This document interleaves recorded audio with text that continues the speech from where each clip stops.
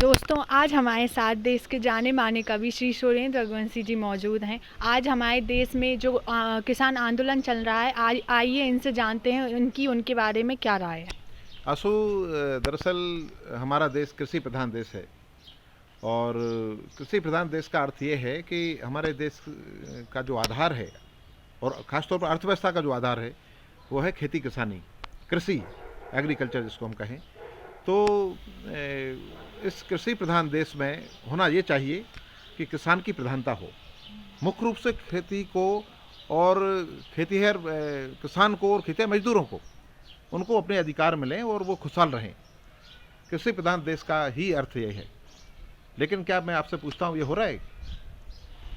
नहीं हो रहा है ना? तो ये होना चाहिए, होना चाहिए और नहीं हो रहा है, इसीलिए ये किसान आंदोलन है। आप जानते हैं, आज़ादी के बाद से ही लगातार किसानों के साथ सरकारें छल करती रही हैं, उसका एक्सप्लॉयटेशन, उसका शोषण करती रही हैं। किसान हमारे देश का सबसे निरीह प्राणी बनकर रह गया है। इस देश में हर साल 11,000 से ज़्यादा, 15,000 से ज़्यादा किसान कर्ज में डूबकर आत्महत्या कर रहे हैं। क्या इस देश को खुशहाल देश कह सकते हैं? क्या इस देश के किसान को खुशहाल किसान कह सकते हैं? क्या हमको नागरिक अधिकार मिल रहे हैं? मैं खुद एक किसान हूँ, ये कोई पॉलिटिक्स नहीं है। कहा जाता है कि किसान राजनीति कर रहे हैं। सुभाष चंद्र बोस ने कहा है, जो भी व्यक्ति, जो नागरिक, चाहे वो विद्यार्थी हो, शिक्षक हो या किसी भी पद पर हो, किसान हो, मजदूर हो, जो अपने अधिकार की बात करता है, अधिकार की बात करना चाहिए।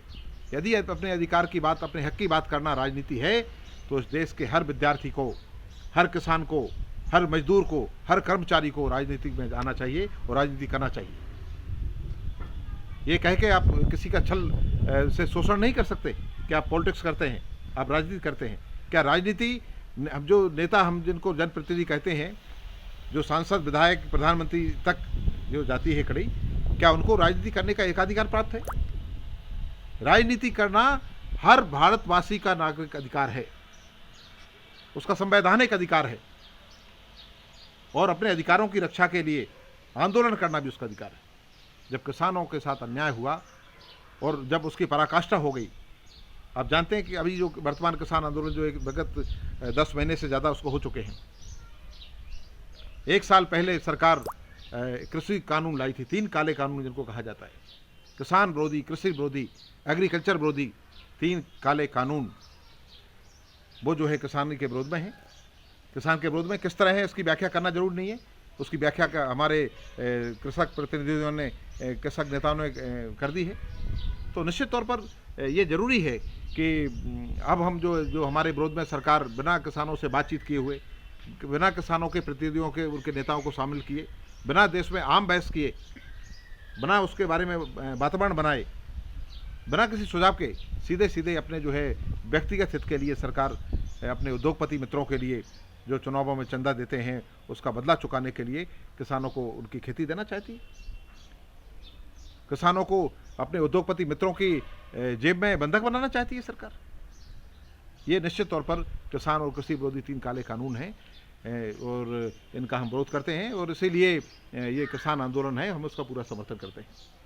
और साथ में 2 उसकी प्रमुख मांगे हैं। एक तो ये कि 3 किसान कृषि विरोधी काले कानून सरकार बिना किसी विलंब के वापस ले, और दूसरी मांग है कि जो हमारी फसलें हैं, भारत की जो फसलें हैं, उन पर MSP के लिए कानून बने। आंसू, अब जानते हैं कि जब एक नमक की कट्टी का एक दाम होता है, एक रेट होता है, एक चॉकलेट का एक रेट होता है, एक माचिस की डिब्बी का एक रेट होता है, हर छोटी सी एक सुई का एक दाम होता है, उसका भी फिक्स रेट होता है। लेकिन किसान की फसलों का कोई रेट नहीं है। MSP, मिनिमम सपोर्ट प्राइस, न्यूनतम समर्थन मूल्य जिसको हिंदी में कहते हैं, वो सरकार किसानों को नाम के लिए वो घोषित कर दिया गया है, पहले से चल रहा है। लेकिन क्या मिल रहा है? नहीं मिल रहा है, क्योंकि उस पर कानून नहीं है। कानून ये ऐच्छिक करके रखा हुआ है। ऐसा एक कानून बने, ऐसा नियम बने, ऐसा भी बिल सरकार लाए। एक तो 3 काले कानून वापस हों, और दूसरा एक बिल के माध्यम से सरकार नियम बनाए, कठोर कानून बनाए, जिसका उल्लंघन पर सजा का प्रावधान हो कि MSP पर इतना रेट ये इस फसल का होगा, इतना इसका होगा। हर फसल का एक रेट हो जाना चाहिए। किसी भी मंडी में आप बेचो, इससे कम नहीं बिकेगी। बाकी उसकी क्वालिटी पर डिपेंड करता है कि इससे आगे कितने में जाएगी, लेकिन इससे कम नहीं जाएगी। ऐसा कोई कानून सरकार ने नहीं बनाया। क्यों नहीं बनाया? किसान मेहनत करता है और वो आप जानते हैं कि इस देश में हर साल कर्ज में डूबकर 15,000 से ज़्यादा किसानों की आत्महत्या हो रही है। इस महादेश में किसान कृषि प्रधान कहे जाने वाले इस देश में, भारत में, हर साल 15,000 से ज़्यादा किसान कर्ज में डूबकर आत्महत्या कर लेते हैं। लेकिन ये कोई मुद्दा नहीं है, ये शर्मनाक सच है। ये मुद्दा होना चाहिए कि नहीं होना चाहिए? ये सबसे बड़ा मुद्दा होना चाहिए कि किसान आत्महत्या कर रहे हैं। ये कोई मुद्दा नहीं है। मुद्दा जाति और धर्म को बना दिया जाता है। चुनाव से पहले हमारे बिके हुए टेलीविजन चैनल वो क्या करते हैं? जाति के मुद्दे बनाते हैं। सरकारें जाति का मुद्दा उठाती हैं, धर्म का मुद्दा उठाती हैं, लेकिन रोजगार का मुद्दा नहीं उठाएंगे, किसानों का मुद्दा नहीं उठाएंगे, बेरोजगारी मुद्दा नहीं होगा, तमाम तरह का जो विकास है वो कोई मुद्दा नहीं होगा। ये हो क्या रहा है इस देश में? अन्याय हो रहा है, एक्सप्लॉयटेशन हो रहा है। जनता को तमाम अंग्रेजों की तरह फूट डालो, डिवाइड एंड रूल की और राज्य करो की नीति अपनाई जा रही है सरकारों द्वारा। सरकारों में जिनको हम काले अंग्रेज कह सकते हैं, ऐसे लोग जो जनता को बांट रहे हैं, बांटने का काम करते हैं। जनता के जनाधिकारों की बात होना चाहिए, उसका अधिकार क्या है, जन मुद्दों की बात होना चाहिए। आप किन चुनावों में आप किन मुद्दों को लेकर अपने घोषणा पत्र में आप लेकर आते हैं, उनकी बात होती है। चुनाव जीतने के बाद सरकार अपना काम करती है जो उसको करना होता है, लेकिन क्या चुनावी घोषणा पत्र पर अमल करती है? नहीं करती।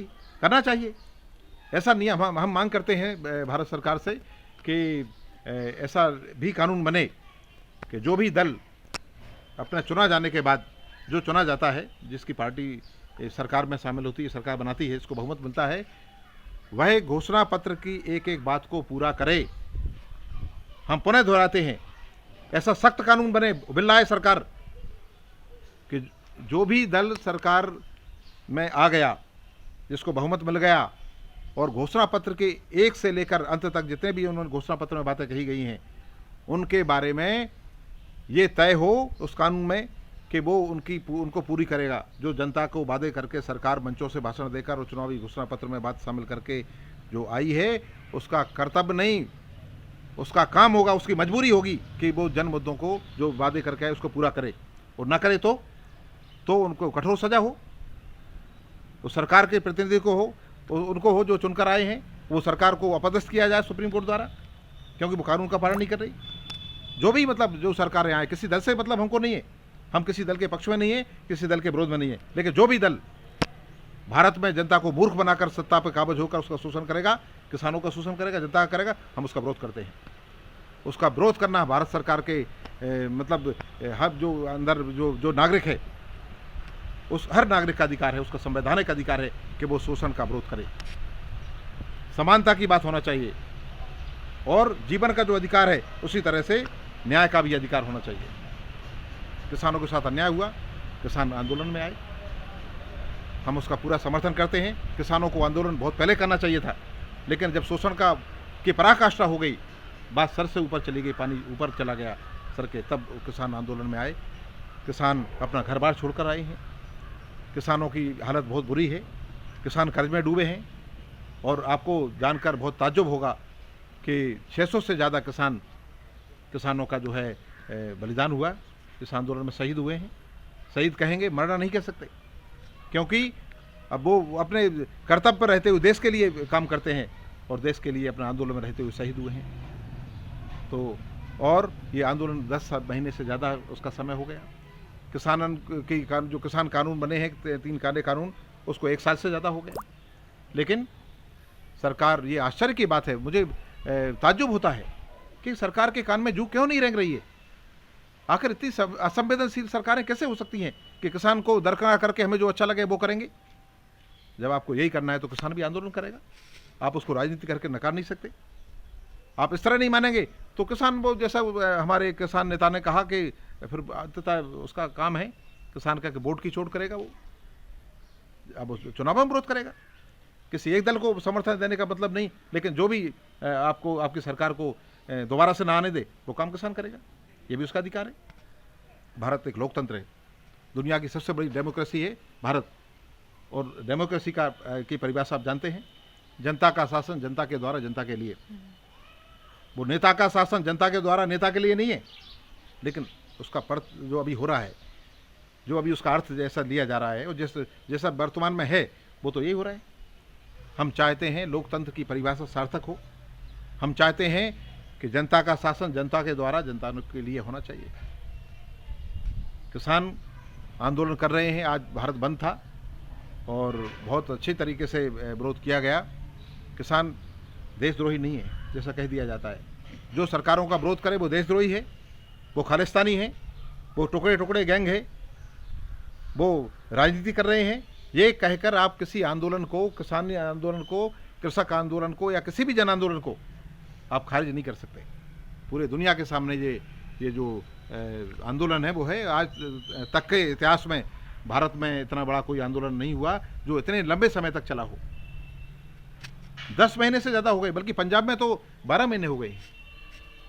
इतना बड़ा कोई आंदोलन नहीं हुआ है। लेकिन आप देखेंगे कि ये इतना बड़ा किसान आंदोलन भारत में खड़ा हुआ। ये खुशी की बात है कि किसान अपने हक के लिए सड़कों पर आ गए हैं। और ये किसान आंदोलन तब तक चलेगा, वो तब तक चलना चाहिए जब तक ये तीनों काले कानून वापस न हो जाएं, जब तक कि एमएसपी पर कोई सख्त कानून न बन जाए। ये किसान आंदोलन केवल किसान आंदोलन भर नहीं रह गया है। ये किसान आंदोलन इस देश का सबसे बड़ा जन आंदोलन बन चुका है। आप बताइए किसको किसान का इस आंदोलन का जो समर्थन नहीं करना चाहिए? जो खाना ना खाता हो वो ना करे, जो अन्न ना खाता हो, गेहूं ना उपयोग करता हो, जो दूध ना पीता हो, चाय ना पीता हो, जो किसी तरह के मसाले का उपयोग ना करता हो, जो शक्कर चाहे वो गुड़ के रूप में हो, गन्ने का उपयोग ना करता हो किसी तरह से, चाहे शक्कर के रूप में हो, जो मिठाई ना खाता हो, जो दूध दही से परहेज करता हो, जो किसी भी तरह से हमारी अर्थव्यवस्था का उपयोग ना करता हो, उसको भी ये सब ना करे तो वो समर्थन ना करे। लेकिन जो भी ये सब करता है उसको, उसका अधिकार, उसका कर्तव्य है कि किसानों के साथ खड़ा हो। इस देश को किसान